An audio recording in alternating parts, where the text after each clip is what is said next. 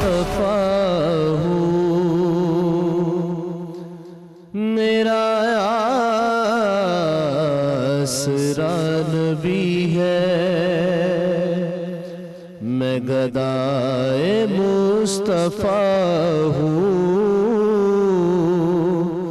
میرا آسرا نبی ہے، کسی غیر سے کیوں مانگوں، کسی غیر سے کیوں مانگوں، اس در پہ کیا کمی ہے، میں گدائے مصطفیٰ ہوں، میرا آسرا نبی ہے، میری لاج رکھ لو آقا، مجھے پھر بلا لو در پر، میری لاج رکھ لو آقا، مجھے پھر بلا لو در پر، میری چشم تر کی حسرت، میری چشم تر کی حسرت، روضے کی حاضری ہے، میں گدائے مصطفیٰ ہوں، میرا آسرا نبی ہے،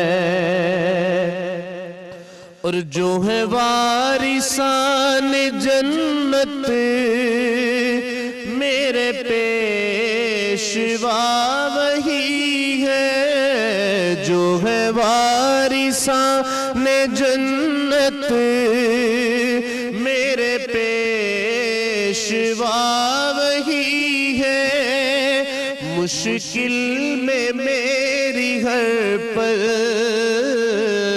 مشکل میں میری ہر پل، مشکل کشا علی ہے، میں گدائے مصطفیٰ ہوں، میرا آسرا نبی ہے، میں گدائے مصطفیٰ ہوں، میرا آسرا نبی ہے، یہ زہیر غم کیوں کھائے،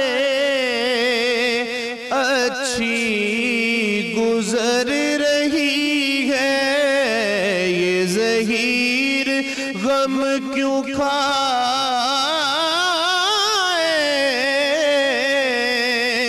اچھی گزر رہی ہے، نبیوں کے تاجور نے، نبیوں کے تاجور نے جھولی میری بھری ہے،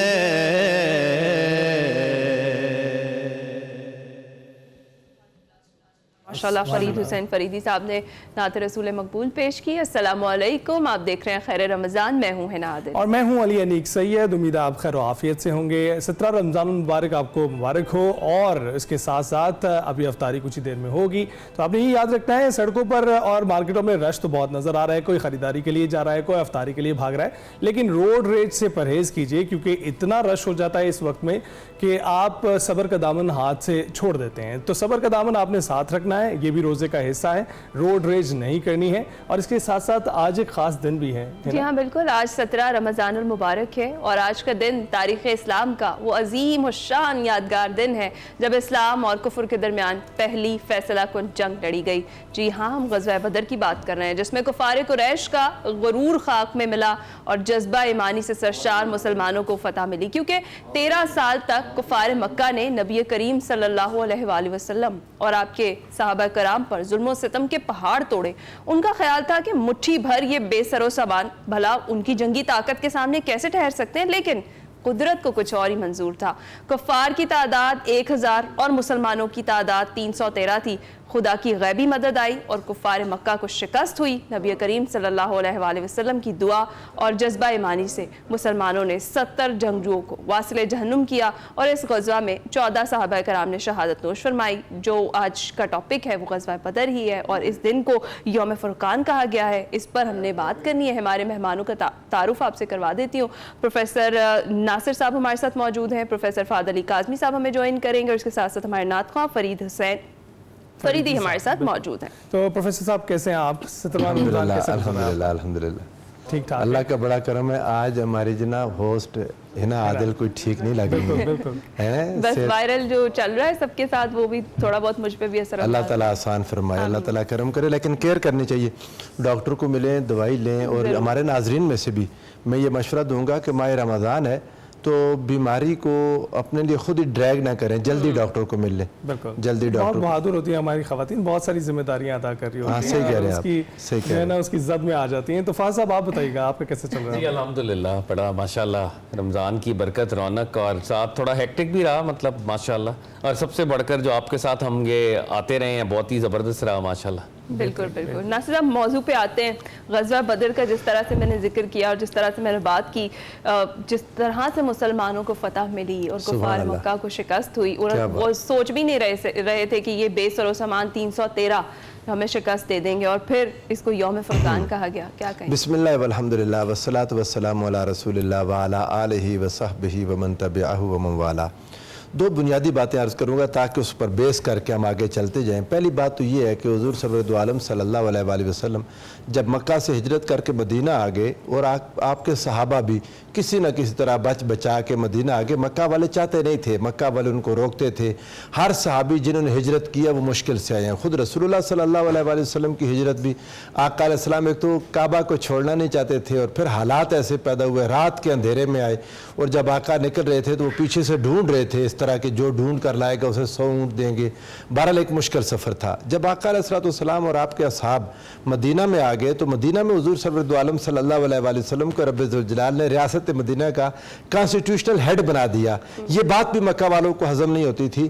انہوں نے پیچھے سے سازشیں کرنی شروع کر دیں، بار بار خطوط لکھتے تھے۔ ہمارے پاس تاریخ میں، سیرت میں بہت سارے خطوط موجود ہیں جو انہوں نے، ایک تو عبداللہ ابن ابی کو خط لکھا، اس کے ساتھ کے جو منافقین تھے انہوں نے کہا تھا کہ تم ہمارے ان ساتھیوں کو مدینہ سے نکال دو، ان کو اپنے پاس نہ رکھیں، ان کو فیسیلیٹیٹ نہ کریں، اور اس کے ساتھ مل کر یہ شرارت تو ہو جانی تھی۔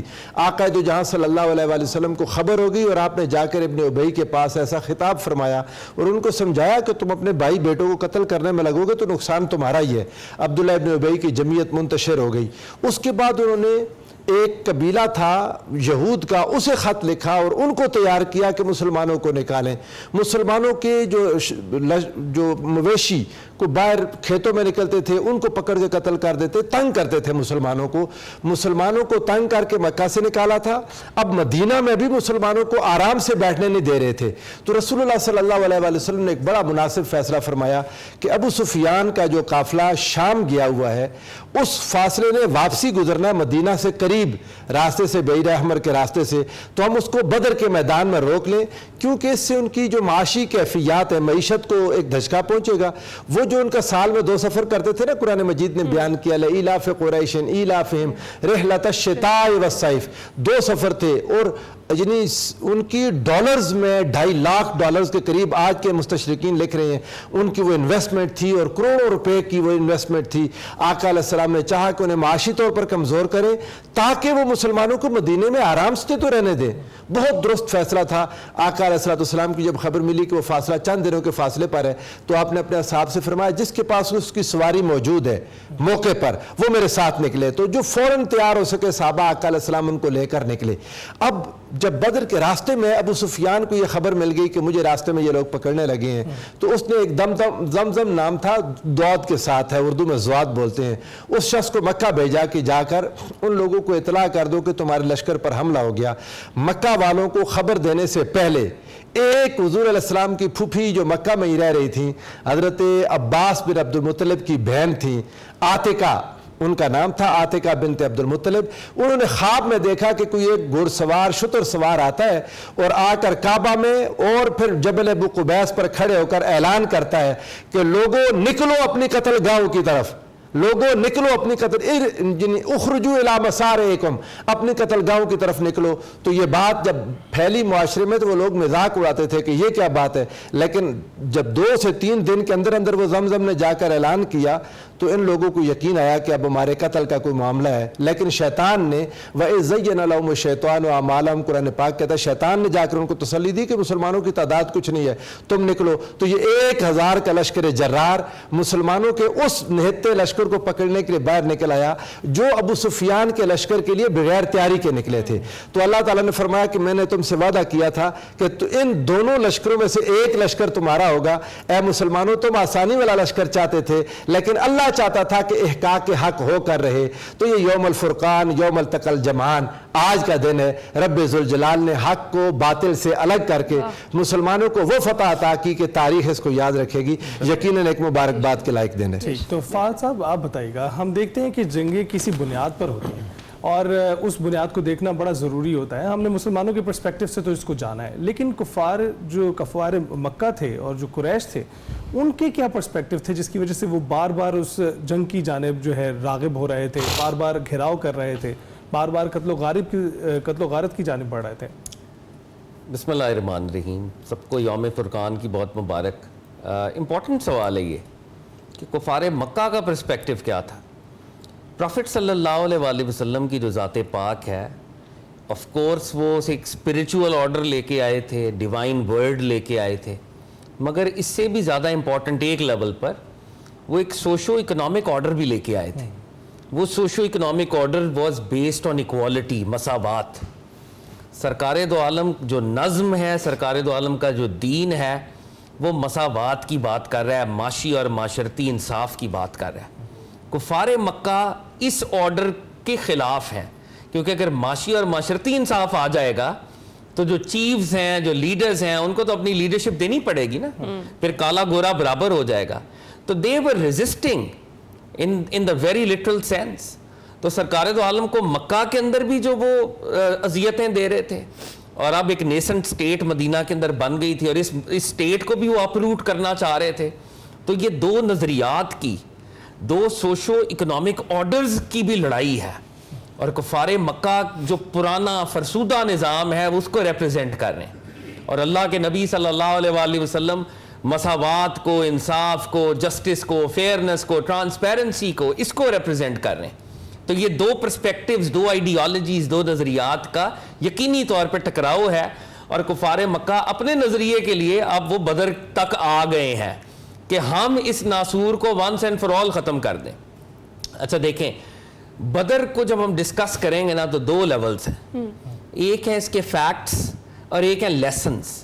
कुछ चीज़ें हैं जो हुई हैं, और उसमें फैक्ट्स में भी कुछ जो उस दिन हुई हैं और कुछ जो उसके समरात हैं जो लॉन्ग टर्म है, और फिर इसके साथ कुछ लेसन्स हैं जो हमने ड्रॉ करने हैं।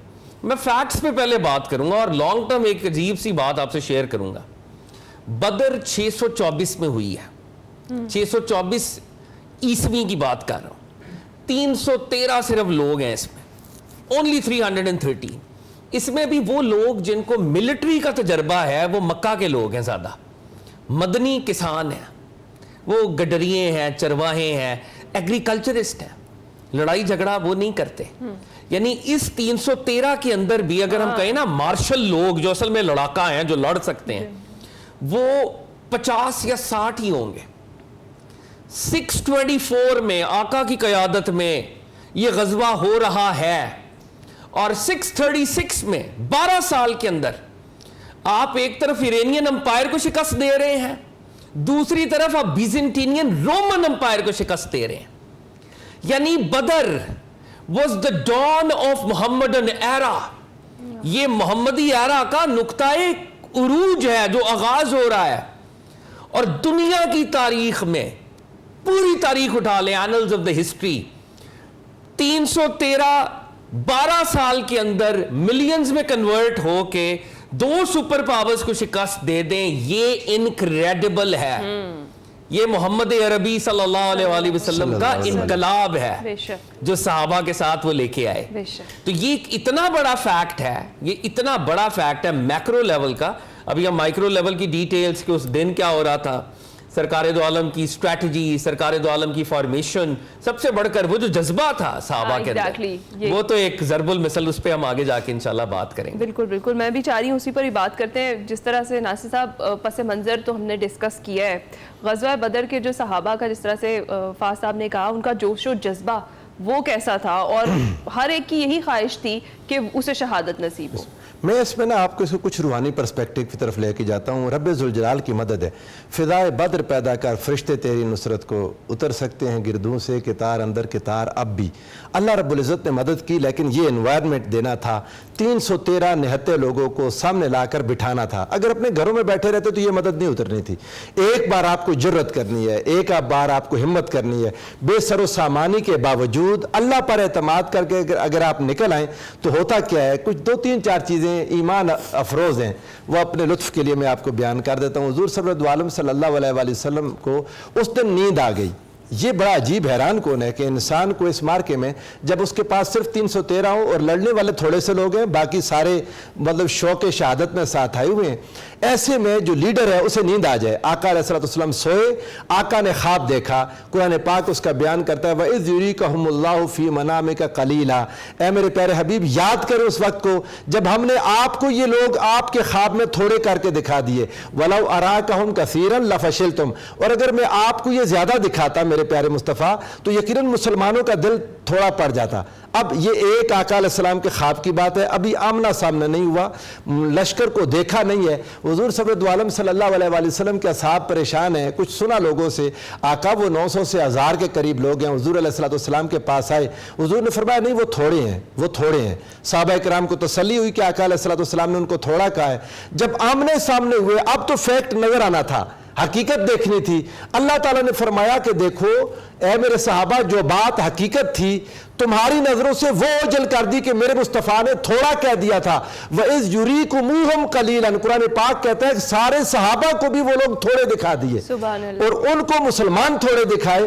وہ جب مسلمانوں کو تھوڑا دیکھے تو بے فکر ہو گئے, اور مسلمانوں نے جب ان کو تھوڑا دیکھا تو مسلمانوں کے حوصلے بڑھ گئے. اور پھر اللہ تعالیٰ نے ان حالات میں مسلمانوں پر نیند طاری کی. اِذْ يُغَشِّيكُمُ النُّعَاسَ أَمَنَةً مِّنْهُ. مسلمان رات کو پرسکون نیند سوئے, اور جب نیند میں سارے سو رہے تھے ایک شخصیت جو جاگ گئیں وہ خود نبی رحمت صلی اللہ علیہ وآلہ وسلم. حضرت مولا کائنات مولا علی المرتضیٰ کہتے ہیں میں نے دیکھا رسول خدا صلی اللہ علیہ وآلہ وسلم اللہ کی بارگاہ میں کھڑے یوں ہاتھ اونچے کیے ہوئے, آقا کی مبارک چادر آپ کے کندھوں سے نیچے اتر رہی ہے, اور رب ذوالجلال کی بارگاہ میں کہتے ہیں میرے مولا میں نے اپنی ساری محنت تیرے سامنے لا کے رکھ دی, یہ میرے اصحاب ہیں سوئے ہوئے ہیں. میرے مولا اگر آج ان کو تو نے شہید کروا دیا اس زمین پر تیرا نام لینے والا کوئی نہیں رہے گا. اللہ کے ساتھ وہ لاڈ کی باتیں کر رہے ہیں, وہ محبت کی باتیں کر رہے ہیں. حضرت ابو بکر اٹھے, جا کے حضور علیہ السلام کو سینے سے لگا لی, یا رسول اللہ آپ نے اپنے رب سے بہت ضد کر لی ہے, آقا آپ نے بہت دعائیں کر لی. حضور علیہ السلام نے فرمایا تیاری کریں. ایک صحابی نے مشورہ دیا, یا رسول اللہ صلی اللہ تعالیٰ علیہ وسلم وہ جو چشمہ ہے وہ سامنے والا, اس چشمے کو جا کے ہم اپنے کنٹرول میں لے لیں تاکہ باقی سارے چشمے ہمارے پیچھے آ جائیں. آقا علیہ السلام نے اس کے مشورے کو مانا, اور یہ بہت اچھا ثابت ہوا کہ کفار پانی سے محروم ہو گئے. بالکل, بہت بہت شکریہ. ابھی اس گفتگو کو کنٹینیو کریں گے, لیکن بریک کا وقت ہوا ہے. غزوہ بدر پر بات ہو رہی ہے, یاد تازہ کی جا رہی ہے. بریک کے بعد دوبارہ کنٹینیو کریں گے.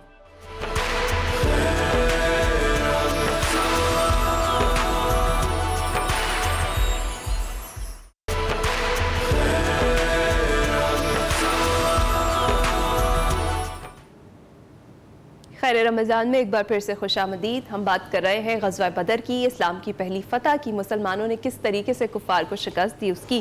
فاض صاحب, جس طریقے سے بھی ہم بریک پر جانے سے پہلے بات کر رہے تھے کہ اس وقت صحابہ کرام کا جوش و جذبہ دیدنی تھا, اور بدر کے صحابہ کے لیے تو نبی کریم صلی اللہ علیہ وآلہ وسلم نے بشارت بھی دی کہ روایت میں آتا ہے کہ اگر کوئی اور نیکی نہ بھی کرے تو تب بھی جنت میں جائیں گے. بے شک, کوئی شک نہیں. اچھا, ایک بات جو میں یہاں پہ ایڈ کرنا چاہوں گا, یہ تھوڑی سی امپورٹنٹ ہے, اس میں 2 منٹ آپ کے لوں گا بھی. اس میں کوئی شک نہیں ہے کہ بدر کے دن بہت سے معجزات کا ظہور ہوا. سرکار دو عالم صلی اللہ علیہ وآلہ وسلم کی بہت سی نئی شانیں منظر عام پہ آئیں جو کہ ان کے پاس ہمیشہ سے ہی تھیں. آف کورس لیکن ایک سمجھنے والی بات ہے، اللہ تعالیٰ کی ایک ڈیوائن سکیم ہے.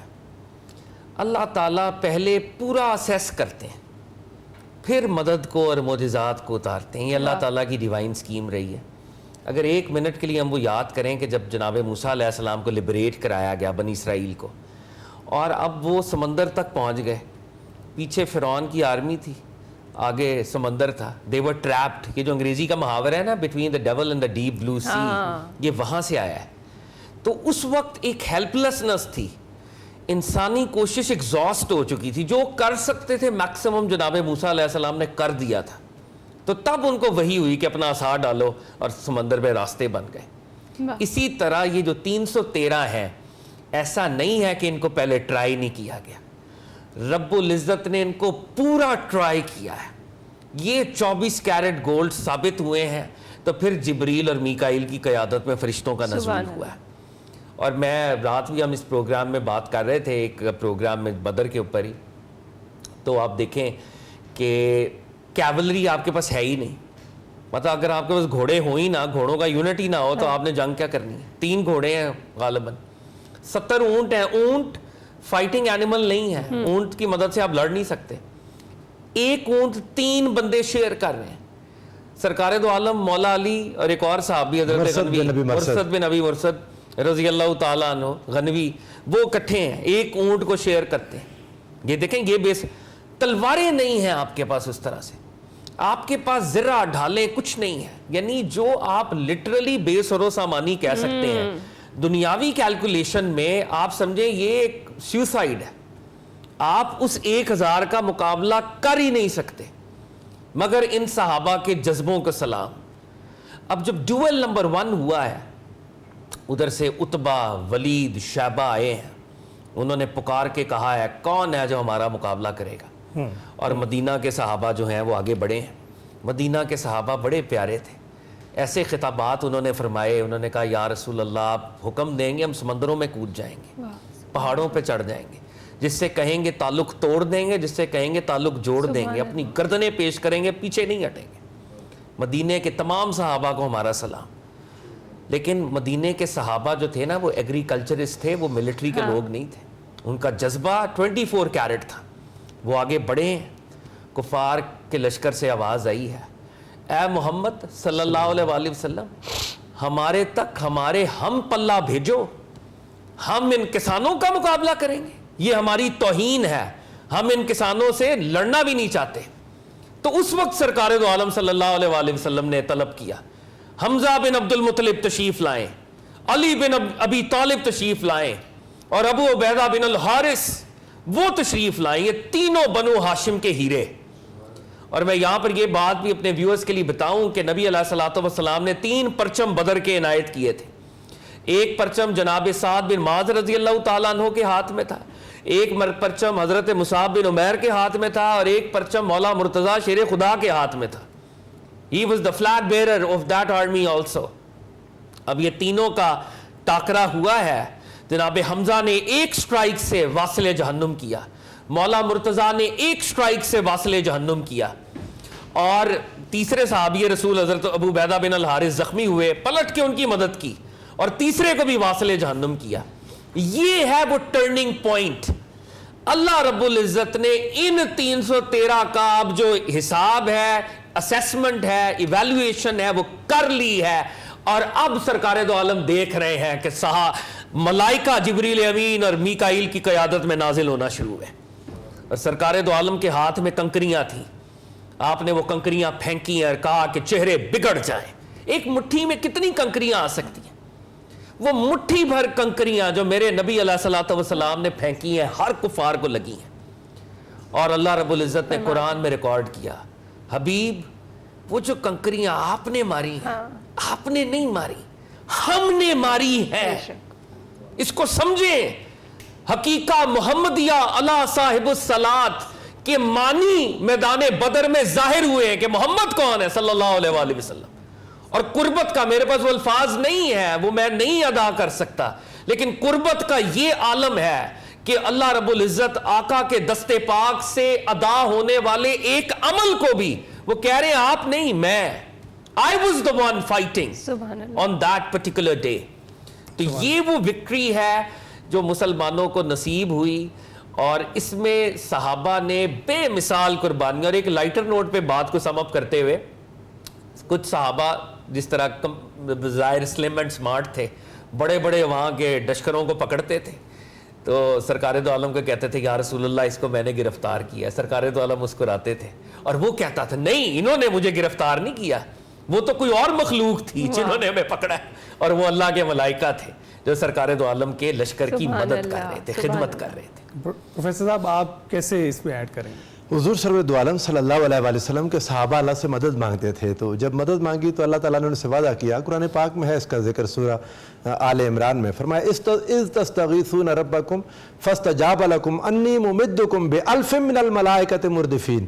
جب تم نے اللہ سے مدد مانگی تو اللہ تعالیٰ نے فرمایا میں تمہاری مدد کرنے والا ہوں 1000 نشان زدہ فرشتوں کے ساتھ. سبحان اللہ. 1000. رسول اللہ صلی اللہ علیہ وآلہ وسلم کے پاس جب یہ پریشان صحابہ آئے، یا رسول اللہ اب کیا ہوگا؟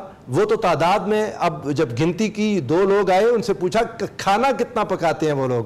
انہوں نے کہا جی کہ 9 یا 10 اونٹ روزانہ کا ذبح ہوتے ہیں. تو صحابہ نے وہاں سے کیلکولیٹ کر لیا کہ 900 سے 1000 کے درمیان لوگ ہیں.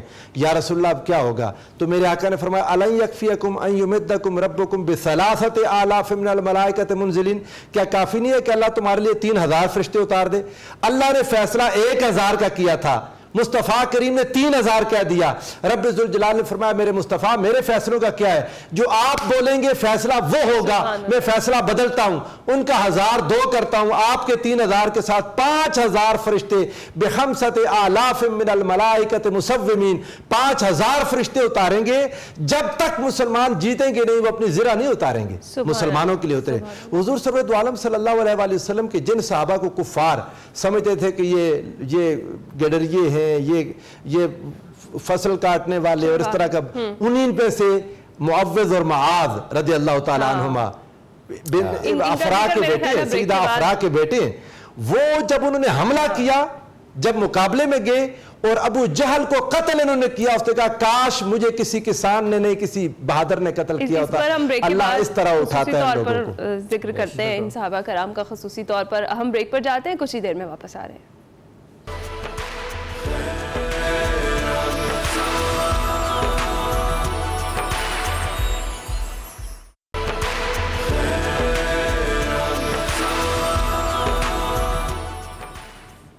خیر رمضان میں ایک بار پھر سے خوش آمدید. اپنی گفتگو کا سلسلہ وہیں سے آگے جوڑتے ہیں. پروفیسر صاحب آپ بات کر رہے تھے معاذ اور معوذ، جس طریقے سے ابو جہل نے جو کہا اس پر ذرا روشنی ڈالیں. میں عرض کر رہا تھا کہ پھر آخر قتل ہی نہیں کیا تھا وہ جن کو وہ اپنے سے کم تر سمجھتے. جب شروع میں جو ڈوئل کی آفر ہوئی نا تو یہ معوذ، معاذ اور مالک تھے غالباً، یہی تینوں نکلے تھے جن کو انہوں نے واپس کیا کہ یہ ہمارے مقابلے کے نہیں ہیں. جو ان کے مقابل کے نہیں تھے ان میں سے 2 معوذ اور معاذ، بخاری کی روایت ہے، وہ ابو جہل پر، وہ بڑی تفصیلی روایت ہے ویسے سننے والی ہے. حضرت عبد الرحمن بن عوف رضی اللہ تعالیٰ عنہ کہتے ہیں میدان جنگ میں کھڑا تھا اور میں سوچ رہا تھا مقابلے کی کیفیت کے بارے میں، تو میرے ارد گرد 2 نوجوان لڑکے، تو کہتے ہیں مجھے تھوڑا سا ہوا کہ یہ لڑنے میں زیادہ ماہر نہیں ہوں گے، نوجوان بھی ہیں پھر مدنی ہیں، تو یہ کیسے لڑیں گے؟ تو میرا مطلب سائڈیں میری کمزور ہیں. کہتے میں سوچ رہا تھا تو اتنے میں ایک لڑکے نے بات کی چچا ابو جہل کہاں ہے؟ کہتے تم پوچھ کے کیا کرو گے؟ کہتے سنا ہے رسول اللہ صلی اللہ علیہ وسلم کو گالیاں دیتا ہے، ہم نے اسے قتل کرنا ہے، وہ برا بلا کہتا ہے، ہم نے اسے مارنا ہے. دوسرے نے بھی یہی بات کی. حضرت عبد الرحمن بن عوف کہتے ہیں مجھے یقین نہیں تھا کہ وہ اتنے لشکروں کے اندر اور اس کے محافظ تھے اور ان کے اندر چلتا تھا. اشارہ کر دیا وہ سامنے ابو جہل ہے. کہتے میرا اشارہ کرنا تھا، بجلی جیسی تیزی سے یہ نوجوان لپکے، اس سے پہلے کہ کسی کو کچھ سمجھ آتی ان دونوں نے سے اس پر حملہ کر دیا. حضرت معوذ غالباً ان کے اوپر حملہ ہوا، اس کے لوگوں کی طرف سے واپس پلٹ کے آپ کا ایک بازو کٹ گیا اور وہ تھوڑے سے چمڑے کے ساتھ لٹک رہا تھا.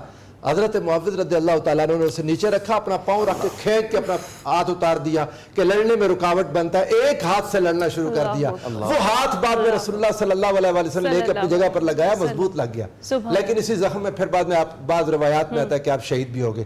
تو آپ کو یہ عرض کروں کہ جب بعد میں حضرت عبداللہ ابن مسعود ڈھونڈتے ڈھونڈتے گئے، میرے آقا نے اشارہ کر دیا تھا ایک دن پہلے یہاں پر ابو جہل مرے گا، یہاں عتبہ مرے گا، یہاں شیبہ مرے گا. ایک رات پہلے آقا نے وہ ساری جگہ پوائنٹ کر دی تھی جہاں لوگوں نے مرنا تھا. صحابہ کہتے ہیں ہم نے اگلے دن دیکھا کوئی 1 انچ آگے پیچھے نہیں تھا، جہاں آقا نے کہا تھا ادھر لاش پڑی تھی. حضرت عبداللہ بن مسعود گئے تو وہ رو رہا تھا، وہ مرنے کے قریب تھا. उसने कहा काश मुझे चरवाहे ना मारते, किसान ना मारते, मुझे कोई बड़ा आदमी मारता, लेकिन अल्लाह ने ऐसे ही गिराना होता है जिसको गिराना। अली आपकी इजाजत से फाज साहब से मेरा सवाल एक करना है, जो गजवा बदर, वैसे तो कोई भी गजवा हो, हजरत अली करमुल्लाह वजहू की जो शानदार परफॉर्मेंस जिसे हम कह सकते हैं वो, और ख़ास तौर पर गजवा बदर में कितने कुफार को उन्होंने मारा और उस वक्त क्या उनका जज्बा था? एक यही सवाल दोनों के जहन में गर्दिश कर रहा था कि ये शेर खुदा का लक़ब कब मिला उनको? वाह वाह, शेर खुदा का लक़ब तो अल्लाह की मशीयत में हमेशा से उन्हीं का ही था, इसमें कोई शक ही नहीं। देखिए मौला अली करमल्लाह वजहो की एक रवायत चले मैं बरकत के लिए पढ़ता हूँ यहाँ पे, इमाम अहमद बिन हम्बल इसको लेके आए, और ये बदर पे जब मुसलमानों ने पड़ाव किया ना तो वो कुआं बड़ा गहरा था और उस कुएं से भी वो एक उसकी हैबत वाला कुआं था, तो पानी निकालने के लिए कुएं के अंदर जाना पड़ता था। सरकार दो आलम सल्लल्लाहु अलैहि वसल्लम को प्यास लगी, आपने कहा कि कौन है जो मुझे और मेरे सहाबियों को पानी पिलाता है? तो रात का वक्त था तो कोई इस तरह खड़ा ना हुआ, मौला अली खड़े हुए, या रसूलल्लाह मैं जाता हूँ। फिर पूछा गया, फिर हज़रत अली खड़े हुए, फिर पूछा गया, हज़रत अली खड़े हुए। सरकार दो आलम ने कहा जा अल्लाह की हिफाजत में।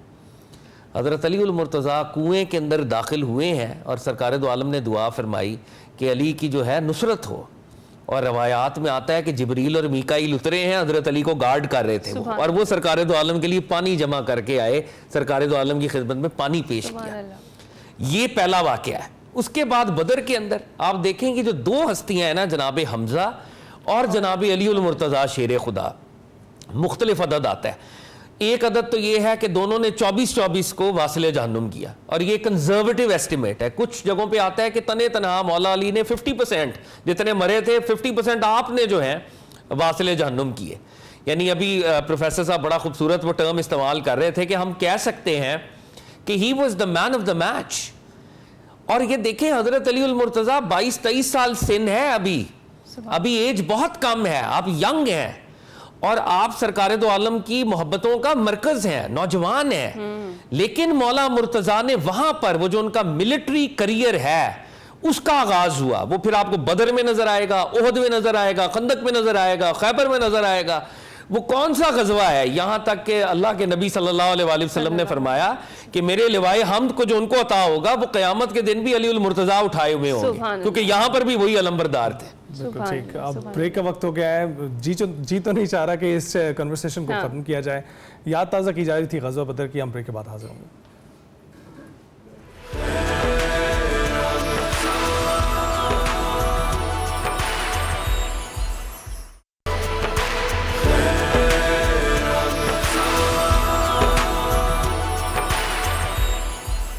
खैर रमज़ान में खुश आमदीद। अभी आपको लिए चलते हैं अपने किचन में और देखते हैं कि आज कौन सी मज़ेदार रेसिपी हमारे लिए तैयार हो रही है। Over to you Marvi. Thank you so much Hina and Ali. Welcome to our kitchen segment. आज भी मैं लाई हूँ आपके लिए बहुत ही मज़ेदार, डिफरेंट एंड यूनिक रेसिपी, और हमारे साथ तावन किया है डालडा कुकिंग ऑयल ने। 80 ईयर से डालडा ने कभी भी अपनी क्वालिटी पे कॉम्प्रोमाइज़ नहीं किया, इसीलिए ये है ट्रस्टेड ब्रांड। आज जो रेसिपी मैं आपके लिए बना रही हूँ वो है बहुत ही मज़ेदार सा वाइट सॉस पास्ता, जो कि है restaurant style white sauce pasta. तो इसके लिए मुझे जो इंग्रेडिएंट्स चाहिए हैं वो मैंने यहाँ पे ले लिए हैं। मुझे चाहिए है चिकन, पास्ता मैंने पहले से बॉईल करके रख लिया है, और इसको मैं सीज़न करूँगी with salt, black pepper and अदरक लहसुन का पेस्ट। और इसके साथ मैं बहुत ही मज़ेदार सी एक वाइट सॉस बनाऊँगी, जिसको मैं विथ अपने मशरूम सर्व करूँगी, और पास्ता हमने पहले से ही बॉईल करके रखा हुआ है। सबसे पहले मैंने अपनी रेसिपी स्टार्ट करने से सबसे पहले मैंने अपने हैंड डिटॉल ओरिजिनल से वॉश कर लिए थे, क्योंकि डिटॉल ओरिजिनल रखता है हमें जर्म फैलाने वाली बीमारियों से दूर और महफूज। आप भी यूज़ करें, अपनी फैमिली को भी यूज़ करवाएं। किसी भी चीज़ को करने से पहले ऑलवेज़ वॉश योर हैंड्स। तो चलें स्टार्ट करते हैं। सबसे पहले मुझे चाहिए होगा कुकिंग ऑयल। मैं अपने स्टोव को ऑन कर लेती हूँ। इसमें मैं डाल दूंगी Dalda cooking oil, my one and only favourite, क्योंकि मैं कभी भी क्वालिटी और हेल्थ पे कॉम्प्रोमाइज़ नहीं करती, इसीलिए I always use Dalda cooking oil. According to my need मैंने इसमें डालडा कुकिंग ऑयल ले लिया है। इसको हम थोड़ा सा गर्म कर लेंगे हाई फ्लेम पे। इसमें मैं डाल दूंगी चिकन, इसी में मैं साथ साथ सीजनिंग भी करती जाऊंगी। I'll be needing a tablespoon. इसमें मैं 1.5 tablespoons of ginger garlic paste, half teaspoon of salt, क्योंकि हम सॉस में भी salt यूज़ करेंगे, black pepper powder। ये बहुत ही सिंपल इंग्रेडिएंट से बहुत ही मज़ेदार सा पास्ता रेडी होगा। वाइट सॉस पास्ता बच्चों का बड़ों का बहुत ज़्यादा फेवरेट है और मेरा भी बहुत फेवरेट है। इसको अच्छा सा फ्राई कर लूँगी मैं। जब ये कलर चेंज होगा, ये 5 to 6 मिनट्स में ये फुल कुक हो जाएगी, क्योंकि इतने ज़्यादा बड़े बड़े पीसेस नहीं लिए मैंने चिकन के। I'll just give it a very nice fry. इसको फ्राई कर लूँगी, इसको कवर अप कर दूँगी, क्योंकि मैंने पास्ता अपना ऑलरेडी बॉईल करके रखा हुआ है टू सेव माई टाइम। और जब तक मैं वाइट सॉस की तैयारी कर लेती हूँ, उसके साथ साथ मुझे एक फ्राई पैन चाहिए होगा, विस्क चाहिए होगी,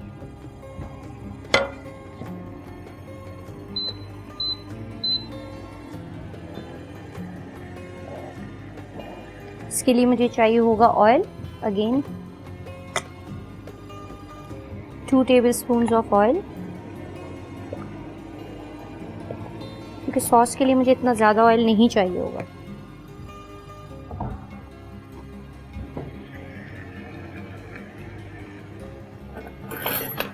इसमें मैं बटर ऐड कर दूंगी, 1 heaped tablespoon ऑफ बटर।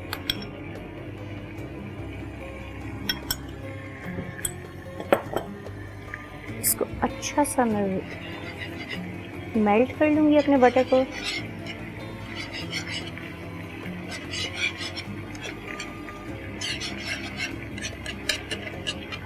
इसमें मैं 2 tablespoon ऑफ मैदा, जितनी सॉस बनानी है, क्योंकि मेरा पास्ता भी इतना है, चिकन भी इतनी है। अगर आप ज़्यादा चिकन ज़्यादा पास्ता लोगे तो इस सॉस की क्वांटिटी और इसके इंग्रेडिएंट्स को आप बढ़ा दोगे।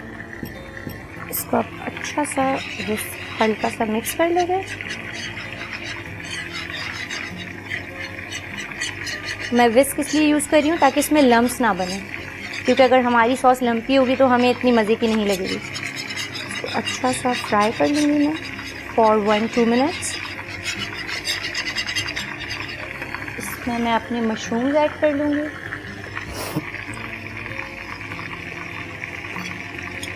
आप अपनी पसंद के कोई भी मशरूम्स ऐड कर लें। मैंने कैंड मशरूम्स लिए हैं।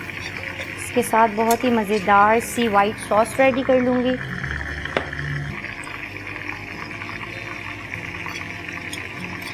साथ साथ मैं अपनी चिकन को भी देखती रहूँगी, क्योंकि ये अपने ही पानी में बहुत ही अच्छी तरह से फ्राई हो जाएगी। ये देखें, इसका कलर चेंज हो गया है। इसको हम कवर करके बनाएंगे। अच्छा सा I just give it a very nice toss.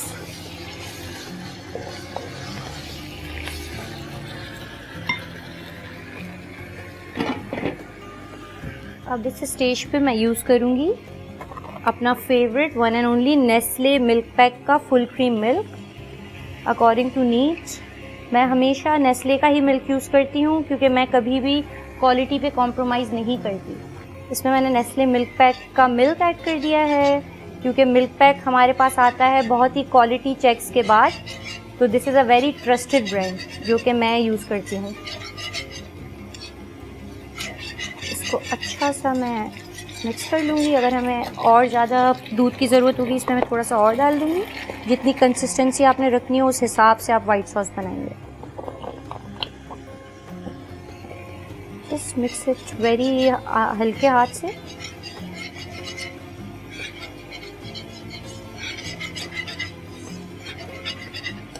इसमें भी मैं अपनी सीजनिंग ऐड कर दूँगी। सॉल्ट अकॉर्डिंग टू टेस्ट, क्योंकि हम दोनों चीज़ों में सॉल्ट यूज़ कर रहे हैं, तो आप उस हिसाब से यूज़ कीजिएगा ताकि बहुत ज़्यादा सॉल्टी ना हो जाए। ब्लैक पेपर,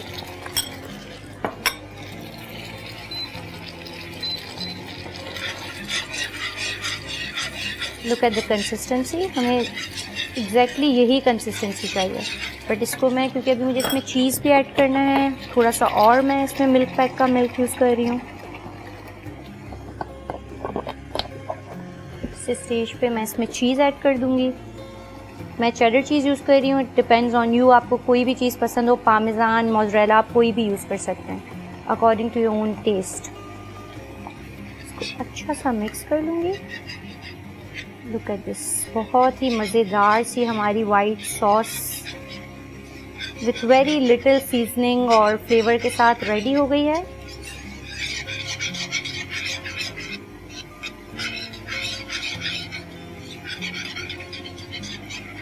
یہ پاستا بہت ہی جھٹ پٹ بننے والا ہے. آپ کو کریونگ ہو رہی ہو پاستا کی اور آپ کو ریسٹورنٹ اسٹائل پاستا بنانا ہو, آپ یہ پاستا بنائیں اینڈ بلیو می بہت ہی مزے کا بنتا ہے یہ. ہماری ساس ریڈی ہو گئی ہے. اب میں اپنے اسٹوو کو آف کر دوں گی, چکن کو چیک کر لوں گی, اس کو ہم اچھا سا مکس کر لیں گے. اس کا ہم پورا پانی ڈرائی کر لیں گے جو بھی اس میں ایکسیس واٹر ہے. اور اس اسٹیج پہ میں اس میں ایڈ کر دوں گی کیپسیکمس. میں اس کو صرف کیپسیکمس کے ساتھ بنا رہی ہوں. اگر آپ کو اس میں اور زیادہ ویجیٹیبلز یوز کرنی ہیں تو آپ اس میں یوز کر سکتے ہو, بٹ اٹ ٹوٹلی ڈپینڈس کہ آپ کیا ویجیٹیبلس پسند کرتے ہو. اگر آپ کیرٹ کھانا پسند کرتے ہو تو وہ بھی آپ اس میں ایڈ کر دو. آپ ٹاپنگز اپنے حساب سے کر سکتے ہو. اس میں نے کیپسیکمس ایڈ کر دیے ہیں. اس میں چلی فلیکس ایڈ کروں گی بالکل اینڈ میں, کیونکہ اس میں ہم نے کوئی بھی ایسی چیز نہیں ڈالی تھی جس سے بہت زیادہ اسپائسی ہو. میں اونلی چلی فلیکس ایڈ کر رہی ہوں. اینڈ اس میں یہ اوریگنو ایڈ کر دوں گی جس سے بہت ہی مزیدار ٹیسٹ آئے گا. بہت ہی مزے کی اسمیل آ رہی ہے مجھے. بہت ہی مزیدار پاستا ریڈی ہوتا ہے یہ. اس کو ہم اچھے سے مکس کر لیں گے. اب اسی اسٹیج پہ میں اس میں ایڈ کر دوں گی جو پاستا میں نے آلریڈی بوائل کر کے رکھا ہوا ہے. آپ اپنی پسند کا کوئی بھی پاستا اس میں ایڈ کر سکتے ہیں, پر آئی لائک دس شیپ تو میں نے یہ والا ایڈ کیا ہے. اس کو اچھا سا مکس کریں گے. اور اس میں ہم اپنی جو فریش ہم نے کریمی سی بہت ہی مزیدار سی وائٹ ساس ریڈی کی تھی وہ میں اس میں ایڈ کر دوں گی. Look at this, looks amazing.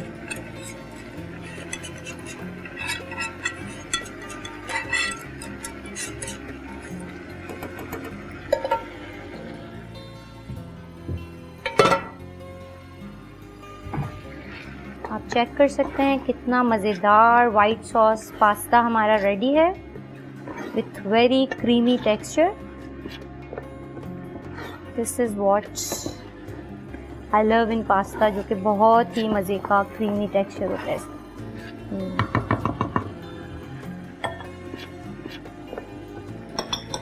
اس کو ہم کور کر لیں گے اور ہمارا بہت ہی مزیدار سا وائٹ کریم ساس پاستا ریڈی ہے.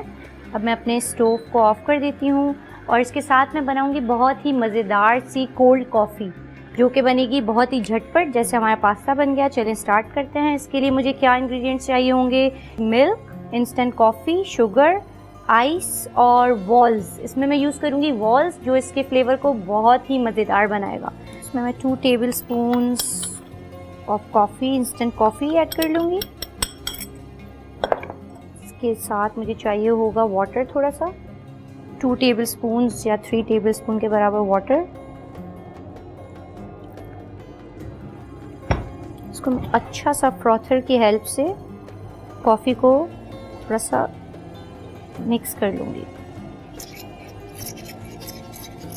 ویری نائسلی تاکہ اچھے سے مکس ہو جائے.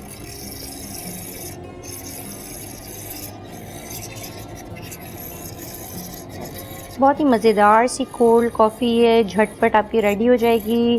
بہت ہی یمی فلیور ہوگا اس کا. اس کو آپ اچھا سا فروتھ کر لیں.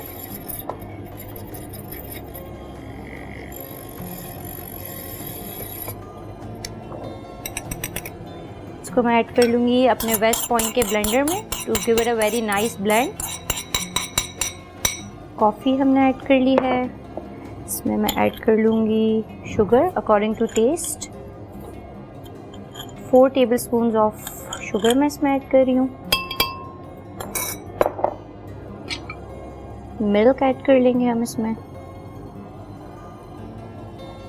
2 cups of milk,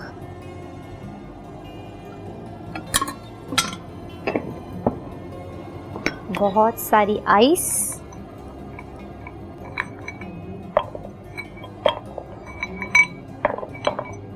और अब सबसे मेन इंग्रेडिएंट जो इसके फ्लेवर को बहुत ही मज़ेदार बनाएगा वो है वॉल्स। वॉल्स इसमें हम ऐड कर देंगे। वॉल्स बच्चों और बड़ों सबकी बहुत ही फेवरेट है। इसके साथ आप बहुत ही मज़ेदार से डिज़र्ट्स रेडी कर सकते हैं और बहुत ही मज़ेदार किसी भी चीज़ को फ्लेवर देने के लिए। मुझे तो कोल्ड कॉफ़ी विथ वॉल्स बहुत पसंद है। इसमें आप अपनी पसंद का कोई भी फ्लेवर ऐड कर लें। मैं इसमें वॉल्स का क्रीम फ्लेवर ऐड कर रही हूँ। 3 scoops of walls cream flavour. I'll just give it a very nice blend.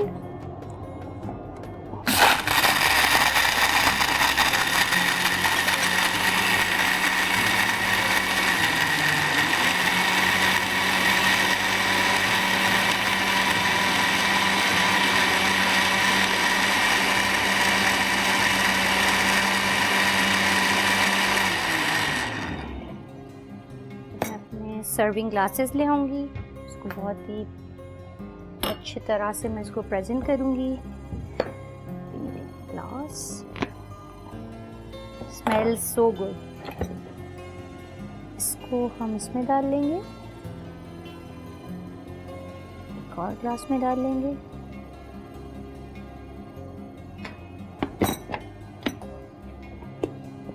I'll just top it up with scoop of walls. Yum, it looks so yum.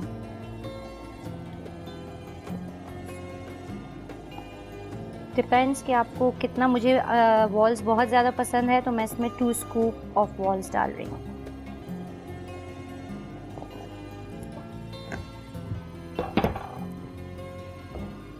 इसको मैं garnish कर दूँगी with chocolate syrup. कोई भी chocolate syrup आपके पास available हो, like this. Top it with chocolate syrup.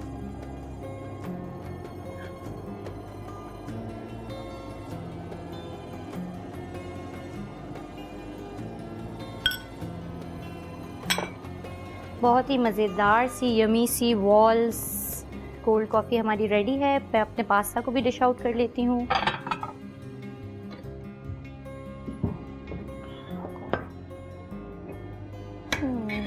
Yummy सा pasta is ready. और ये देखिए,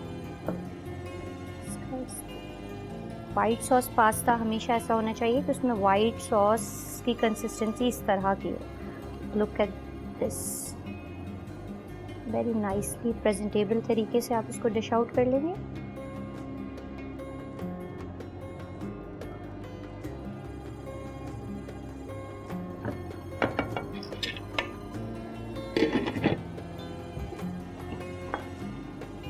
बहुत ही मज़ेदार सा restaurant style white sauce pasta with cold coffee walls हमारी रेडी है। आप भी इंजॉय करें, खाएं, अफ्तार सहर में बनाएं। और do tell me, till then take care, अल्लाह हाफ़िज़।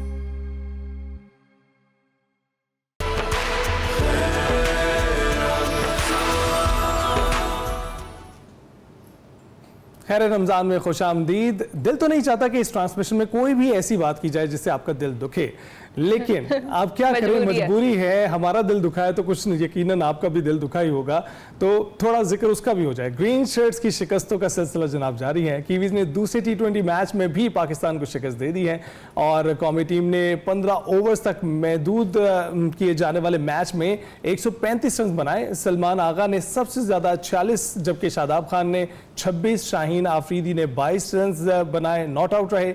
हसन नवाज मुसलसल दूसरे मैच में 0 पर आउट हुए। मोहम्मद हारिस, इरफान खान और अब्दुल समद 11-11 और इसके अलावा जहां दाद जो थे वो खाता ही नहीं खोल सके, उसके बगैर ही चलते बने।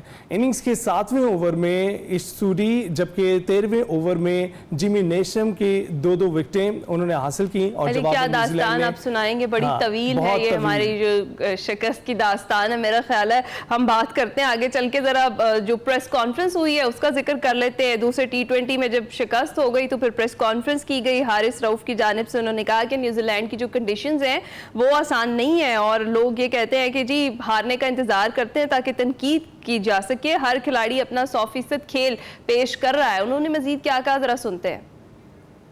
स्टार्टिंग में कोई भी आता है इंटरनेशनल लेवल में स्ट्रगल करता है। अब तनकीद की बात कर रहे हैं, वो तो मेरे ख्याल से एक मामूल बन चुका है कि बस कोई लोग सारे बैठे हुए पाकिस्तान टीम का हारने का वेट करते हैं कि यार किसी तरीके से इनके ऊपर बात की जाए। और मेरे ख्याल से वो उनका अपना ओपिनियन है, वो दे सकते हैं, बट हमारे पास जिस तरह हम एज अ टीम हम कोशिश कर रहे हैं कि अपनी टीम को कैसे बिल्ड किया जाए। यंगस्टर्स को भी इन कर रहे हैं, सीनियर्स भी साथ में हैं। ओबियसली बात है एज अ सीनियर हम सब लोग अपने जूनियर्स को मोटिवेट करते हैं, उनको बताते हैं कि यार ये किस तरह की क्रिकेट है, इंटरनेशनल क्रिकेट में आपको क्या रिक्वायरमेंट है। गुफ्तगू आपने सुनी है, जरा करते हैं इस पर डिस्कशन। हमें ज्वाइन कर चुके हैं स्टूडियो में सैयद मोहम्मद उवैस, हमारे स्पोर्ट्स तज्जियाकार हैं। अस्सलाम वालेकुम उवैस, कैसे हैं आप? वालेकुम सलाम, कैसे हैं आप दोनों? ठीक है, welcome to Lahore. Thank you so much. आप लोगों ने तब लाहौर बुलाया जब हम शिकस्त हुई हमें। देखिए हम बड़े अरसे से यही इसी उसमें खेल रहे हैं, हमने कहा आपको बुला ही लेते हैं। कैसा चल रहा है रमजान आपका? बड़ा अच्छा जा रहा है। पहले तो हमारी ड्यूटी, क्योंकि आपको पता ओपन किचन में काम भी होता है, तो आपके क्योंकि सेगमेंट ने कवर भी इसको किया था, वहाँ लगा हुआ था। तो इस वक्त थोड़ा सा क्रिकेट से जो हालात चल रहे थे, मैं जरा अपना डाइवर्ट करूँ, फुटबॉल में हूँ, तो पाकिस्तान फुटबॉल टीम के साथ कैंप के अंदर मौजूद हूँ, तो वहाँ पर थोड़ा कुछ जारी है। तो वैसे ये क्या हो रहा है हमारे साथ, ये क्यों हो रहा है हमारे साथ? ये इनके साथ क्या करना है ये बताएं। देखिए मसला मुझे पता है कि इस वक्त जैसे मैंने कहा ना कि मैं तनकीद पे या नेगेटिविटी या पॉजिटिविटी नहीं, मैं चले एक सेंटर अपना रख के अपना बात करता हूँ कि जिस वक्त हारिस रऊफ ने भी एक बात की तो मैं एक सेकंड उसकी इसलिए बात करूँगा। अगर यंगस्टर्स की बात करूँ, इससे पहले चैंपियंस ट्रॉफी में हमारी परफॉर्मेंस अच्छी नहीं थी, तो हम सब ने बैठ के कहा कि यार नहीं, नए लड़कों को लेके आओ, नए लड़कों को ले। मैंने भी कहा, आप सब ने कहा ना कि नए लड़के आने चाहिए, आप नए लड़के लेके आते हो। मसला ये है कि जो स्ट्राइक फोर्स कैंप आपने लगाया था, वो लगाया था उन कंडीशंस में, फैसलाबाद की अगर मैं बात करूं, जहां पर ये कंडीशंस टोटली डिफरेंट है एज कंपेयर टू जहां पर स्ट्राइक फोर्स कैंप का आपका लगा था। हसन नवाज की बात करें, उसने बहुत कम T20 डोमेस्टिक क्रिकेट खेला हुआ है। इस लेवल के ऊपर जाके पाकिस्तान, जब पहले ही आपको पता है कि आपके ऊपर एक काले बादल वैसे ही हैं, तो आप उधर जाके परफॉर्म करना, ये ग्रेजुअली आप पे प्रेशर होता है एक प्लेयर के ऊपर। वो उस लेवल के ऊपर जाके मैं कहूँ कि उस प्रेशर के अंदर परफॉर्म करे, लिटरली हैट्स ऑफ उसके ऊपर। परफॉर्मेंस आपको नजर आ रहा है। मैं मानता हूँ शॉट सिलेक्शन अच्छी नहीं है, फिर मैं कह रहा हूँ कि ये वो टीम नहीं है कि मैं कहूँ कि मैं उसको बैकअप कर रहा हूँ। सिर्फ बात एक कर रहा हूँ कि हमें थोड़ा सा टाइम देना पड़ेगा। देखें, अगर ओपनर्स की बात मैं करता हूँ तो साइम अयूब ने जब पहली 50 की थी तो लगभग 23 से 24 उसको इनिंग्स लगी थी 50 करते हुए, तो टाइम आपने दिया। मुझे याद है 23 इनिंग्स के अंदर जब उसकी परफॉर्मेंस नहीं थी, मैं सबसे ज्यादा बैठ के टीवी पे कहता था नहीं भाई ये प्रोडक्ट नहीं है, आपको शायद इसको ड्रॉप करना पड़ेगा। लेकिन बात करते हैं ना, हमेशा एक बड़ा प्लेयर अपने बैट और बॉल से जवाब देता है, उसने परफॉर्मेंस में जवाब दिया। मसला आपकी चले पूरे अगर ओवरऑल परफॉर्मेंस की बात करूं, थोड़ा सा टीम सिलेक्शन का कॉम्बिनेशन की बात करें, मिडिल ऑर्डर में मुझे समझ में नहीं आ रही कि इरफान नियाजी को इतना ऊपर क्यों भेजा जाता है। खुशदिल शाह, क्योंकि जब एक्सपीरियंस की बात करते हैं तो खुशदिल शाह ने उससे ज्यादा मैचेस खेले में, तो वो ज्यादा थोड़ा सा स्टेबिलिटी मिडिल ऑर्डर के अंदर ला सकता है। जहां पर उसकी एक अपनी पोजीशन थी इरफान नियाजी की, वहां पर इस वक्त वो खेल नहीं रहा। ये T20 फिर कह रहा हूं फॉर्मेट है। अगर पूरे पाकिस्तान इस वक्त आप प्लेयर्स की अगर पूरे ओवरऑल आउट होने की सर्कमस्टांसेस देखें तो आपके सारे प्लेयर्स ने अपना टारगेट किया, या तो मिड ऑन एरिया किया है, या आप कर लें कि आप लॉन्ग ऑन की तरफ ज्यादा गए हो, जो आप लपेटे की बात करते हो। उनकी अगर आप बॉलिंग यूनिट की बात करें, उन्होंने इतना अच्छा उसको लेंथ बॉल के अंदर हिट करते रहे, ऑफ साइड के ऊपर इन कटर्स की बात करें कि आपके प्लेयर्स जो बाउंस का जो डिस्टर्बेंस है वो आपको साफ नजर आ रहा था।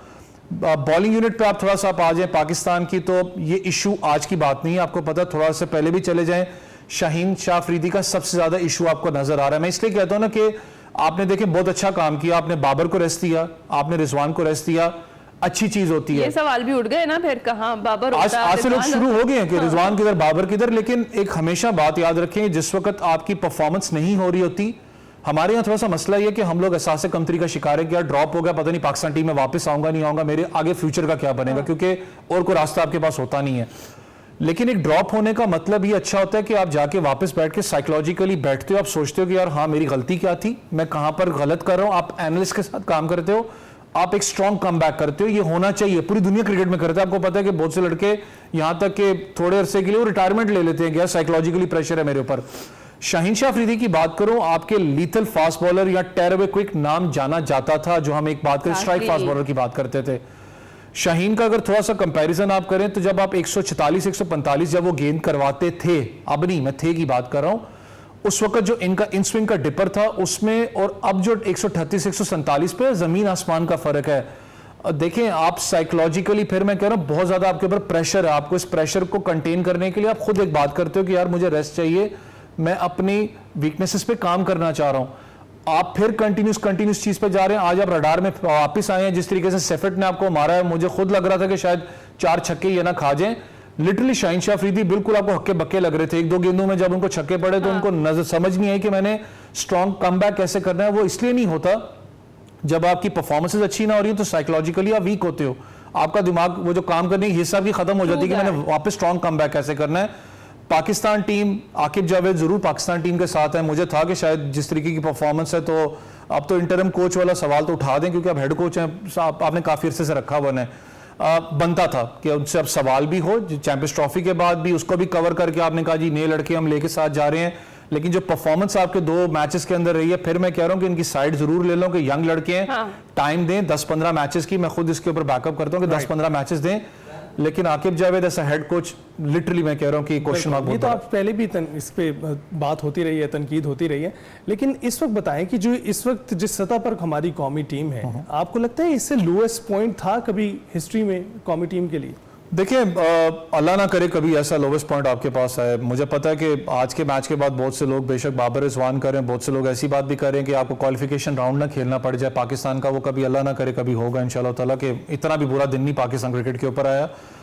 دیکھیں پلیئرز کو تو میں بھی بیٹھ کے یہاں تنقید کر سکتا ہوں, بہت سے لوگ کرتے ہیں تنقید. اصل جڑ کیا ہے؟ اصل جڑ پکڑنی ہے. اصل جڑ آپ کی مینجمنٹ ہے. آپ کے چاہے وہ آپ کامنٹیٹرز کی بات سن لیں کہ کتنے زیادہ کرکٹ بورڈ کے اندر آپ کے چیئرمین چینج ہوئے. آپ کے جب بھی چیئرمین چینج ہوتا ہے پورا کا پورا سیٹ اپ آپ نیچے چینج کرتے ہو. چاہے وہ کرکٹ کا سٹرکچر کی بات کروں, میں نیشنل ٹیم کی بات کروں, ڈومیسٹک کا بھی آپ چینج کرتے ہو جو ڈسٹربنس پیدا کرتا ہے. اس کے بعد آپ کے کتنے زیادہ کوچز آپ نے چینج کیا. آپ کو یاد ہو کہ کامنٹیٹرز چیمپئنز ٹرافی میں یہ مذاق بن گیا تھا ہمارا کہ اگر آپ پارٹ ٹائم نوکری 2-3 دن کے لیے کرنا چاہتے تو آپ پاکستان جا کے کر لو, آپ کو مل جائے گی وہاں پر. جو اپنے بیسٹ کوچز تھے جیسن گلیسپی, اور اگر آپ دوسرے کوچ کی بات کریں ون آف دا بیسٹ تھے گیری کرسٹن کی بات کروں. آپ کو یاد ہو جب گیری کرسٹن کو ہائر کیا گیا تھا, ایک ہی بات بار بار ہو رہی تھی, I guess a B de Villiers نے بھی کہا تھا یا شاید ہرشل گبز نے کہا تھا کہ let's watch the Pakistan team, کیونکہ جو ایک مائنڈ سیٹ کیری کرتے ہیں. گلیسپی کا خود میں نے انٹرویو کیا تھا اپنے شو کے لیے, انہوں نے کہا تھا کہ آتے ہی میرے پاس کوئی جادو کی چھڑی نہیں ہے کہ میں آتی پاکستان ٹیم کو ٹھیک کر دوں, مجھے ٹائم چاہیے. اور آپ کو ٹائم دینا پڑتا ہے. آپ جو بھی کوچ لے کے آؤ اس کو کم از کم 1-2 دینے پڑتے ہیں. اس سیٹ اپ کو سمجھتا ہے تب جا کے ریزلٹس پیدا ہوتے ہیں. آپ کہیں کہ کوئی بھی ایک نیا کوچ آ جائے اور جو بھی حالات ہیں آپ کے جو آپ نے کیا ہے اس پہ آپ مانیں یا نہ مانیں, کوئی آپ کو گورا کوچ نہیں آپ کے پاس آئے گا. وہ وہی آئے گا جو بیچارہ مارکیٹ میں نوکری تلاش کر رہا ہوگا. لیکن جتنی ڈسٹربنس آپ کر چکے ہیں پاکستان کرکٹ بورڈ کے اندر, آج بھی ٹائم چیز بھی ہم نے بھگا دیا اور وہ صحیح ثابت ہوئے ہیں. وہ ان کا چلا جانا یہ ثابت کرتا ہے کہ وہ پہلے سے دیکھ رہے تھے, they were foreseeing it, اور وہ چلے گئے. آپ جو ہمارے پاس موجود ہیں ہم سمجھیں گے کہ کنٹریبیوٹر سبھی کے ہیں, صرف انتظامیہ نہیں ہے. آپ کھلاڑی بھی کوئی پرفارم نہیں کر رہا, یعنی پرانے ہوں نئے ہوں کوئی پرفارم نہیں کر رہا. اس وقت قومی کرکٹ ٹیم کی جو حالت ہے, حالت زار ہے, آپ کے سامنے ہے. ہم چاہیں گے کہ اگلی بار جب ہم جیتے تو تب آپ ہمارے ساتھ اسٹوڈیوز میں موجود ہو اور تب کانورسیشن تھوڑی سی مختلف ہوگی آج سے جو ابھی ہم نے کی ہے. جی ہمارے پروفیسر صاحبان بھی ہمارے ساتھ موجود ہے. ابھی بریک پر جاتے ہیں, بریک پر جب واپس آئیں گے ان سے گفتگو کریں گے.